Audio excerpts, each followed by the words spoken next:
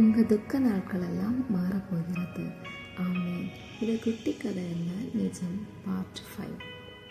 இன்றைக்கும் நம்ம சாமுவேல் 1 அதிகாரத்திலிருந்து ஆண்டவர் நம்மகிட்ட என்ன பேச போகிறார் அப்படின்னு சொல்லி பார்க்கலாம். 1 சாமுவேல் 1 அதிகாரத்தில் நம்ம யாரை பற்றி பார்க்க போகிறோம் அப்படின்னா அண்ணானோட ஹஸ்பண்டோட நேம் எல்கானாவுக்கு 2 ஒய்ஃபு. ஃபஸ்ட்டு ஒய்ஃபு பேர் அன்னாள், 2வது ஒய்ஃப் பெனினா. அண்ணாவுக்கு குழந்தை இல்லாத இருந்தது. பெனினாவுக்கு நிறைய குழந்தைங்க இருந்தது. அப்போது இது நிமித்தம் பெனினாள் அண்ணாவை அடிக்கடி வார்த்தைகளினால் கஷ்டப்படுத்தி வந்தாள். அது அண்ணாவுக்கு ஒரு நிந்தனையாகவே இருந்தது. ஆனால் எல்கானா என்ன பண்ணினாங்க அப்படின்னா, அண்ணாவை தான் அதிகமாக நேசித்தாங்க. அதனால் என்ன கொடுத்தாலும் அதில் ஒரு டபுள் போர்ஷன் அண்ணாவுக்கு கொடுத்துட்டு வந்தாங்க. இது கூட ஒருவேளை பெனினாவை கஷ்டப்படுத்தியிருக்கலாம். பெனினாள் என்ன பண்ணுவோம் அப்படின்னா, அண்ணாவை ரொம்ப நிந்திக்கும். அந்த நிந்தனை தாங்க முடியாத அண்ணாள் ஆலயத்தில் போய் அழுது கர்த்தரிடத்தில் விண்ணப்பம் பண்ணுவாள். இப்படியே நாட்கள் சென்று கொண்டு இருக்கிறது. ஒரு நாள் அந்த துக்கத்தின் அந்த அதிக துக்கம், ரொம்ப கவலை. அப்போ ஆலயத்தில் வழக்கமாக போகிற மாதிரி போயிருந்து ஆலயத்தில் போய் கண்ணீர் சிந்தி அப்போது தன்னுடைய ஜபத்தை எல்லாம் ஆண்டவர்கிட்ட சொல்லிகிட்டே இருக்குதான். அந்த மனக்குமுறல்கள், அந்த வேதனைகள் எல்லாவற்றையும் சொல்லி சொல்லி சொல்லி விண்ணப்பம் பண்ணி கொண்டே இருக்குதான். இதை அங்கேருந்து பார்க்கக்கூடிய ஒரு தீர்க்கதரிசி ஏலி பார்க்கும்போது அவர் என்ன நினைக்கிறான்னா, ஒருவேளை இவ குடிச்சிருக்கலாம், உலர்ந்த போல அப்படின்னு சொல்லி, ஸ்திரீ ஏன் எதுக்கு இப்படி உலர்ந்த, நீ ரொம்ப குடிச்சிருக்குத போல, வீட்டில் போ அப்படின்னு சொல்லும்போது அண்ணாள் சொல்லுவாள், இல்லை நான் குடிக்கலை, ரொம்ப மன வேதனையினால் நான் இப்படி நான் ப்ரேயர் பண்ணிகிட்ருக்குறேன் அப்படின்னு. உடனே அண்ணாள் சொல்லுவாள், இந்த மாதிரி எனக்கு குழந்தை இல்லை அப்படின்னு எல்லா டீட்டெயில்ஸும் சொல்லுவாள். ஏலி சொல்லுவார், ஓகே நீ சமாதானத்தோட போ, கர்த்தரோட விண்ணப்பத்தை கேட்டருளினார் அப்படின்னு சொல்லி. உடனே ரொம்ப சந்தோஷத்தில் அவளும் அங்கேருந்து கிளம்பி வர. கொஞ்ச நாள் கழித்து அவள் ப்ரெக்னென்ட் ஆகுதா. அதுக்கப்புறம் ஒரு குழந்தையும் பிறக்குது. அந்த குழந்தைக்கு கர்த்தரின் ஜெபத்தை கேட்டார் அப்படின்னு சொல்லி சாமுவேல் அப்படின்னு பேரும் இடுறாங்க.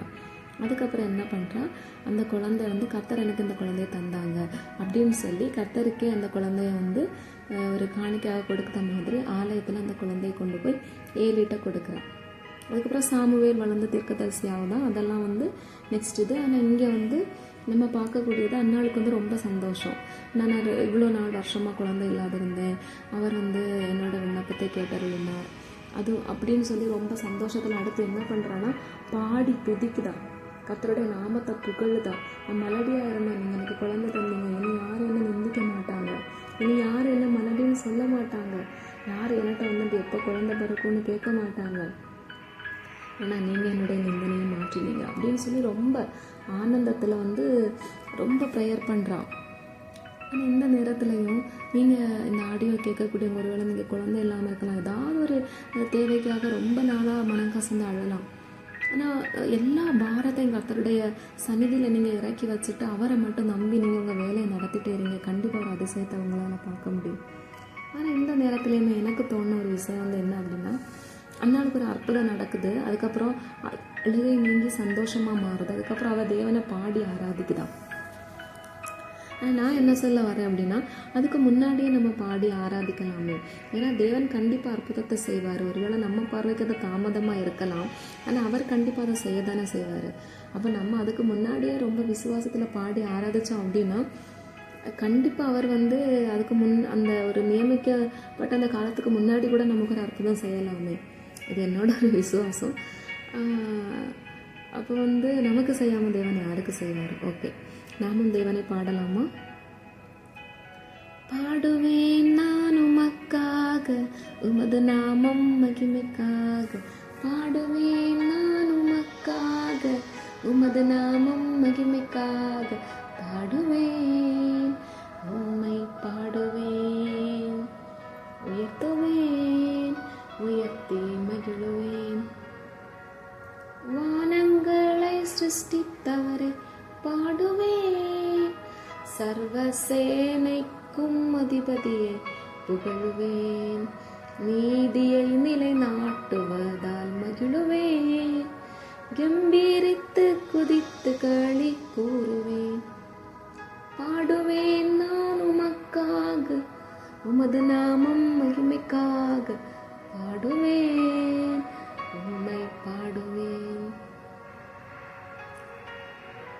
பயப்படாதே சீயோனே, சீயோனே, இஸ்ரவேலின் ராஜா உன் நடுவினிலே ஆக்கினைகளை அகற்றுபவர் வந்துவிட்டார். உன் சத்துருக்களை விலக்கி உன்னை மீட்டிடுவார்.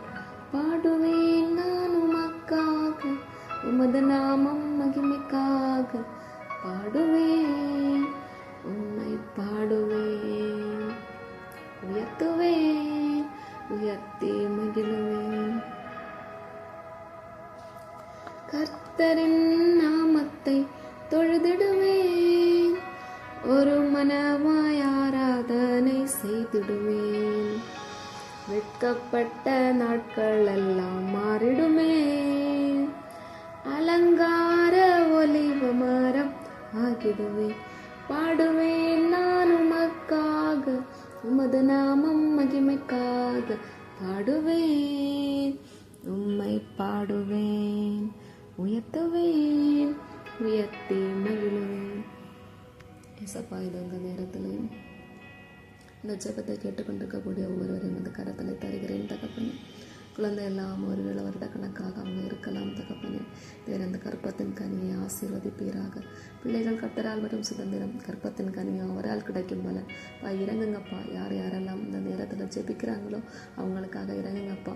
அண்ணாலும் ஜெபித்தாள், இந்த பிள்ளைக்காக நான் ஜெபம் பண்ணினேன், கர்த்தரின் ஜெபத்தை கேட்டார். அதே போல் இந்த ஆடியோ கேட்கக்கூடிய ஒவ்வொருவரும் ஜெபித்து அப்போ அவங்க நாமத்தை மகிமைப்படுத்தணும் தகப்பன். நீர் இதை செய்வீர், ஒரு அற்புதத்தை அவங்க வாழ்க்கையில் செய்வீர். வேறு என்ன ஒரு தேவைக்காக அவங்க ஜெபித்து கொண்டிருந்தாலும் தேவன் அதை செய்து முடிப்பீர் என்று விசுவசிக்கிறோம். கர்த்தரால் ஆகாத காரியம் உண்டோ? ஒரு உற்பவ காலத்திட்டத்தில் ஒரு குழந்தையை அணைத்து கொண்டிருப்பாய். ஆமென். கர்த்தர் உனக்கு அற்புதம் செய்வார்.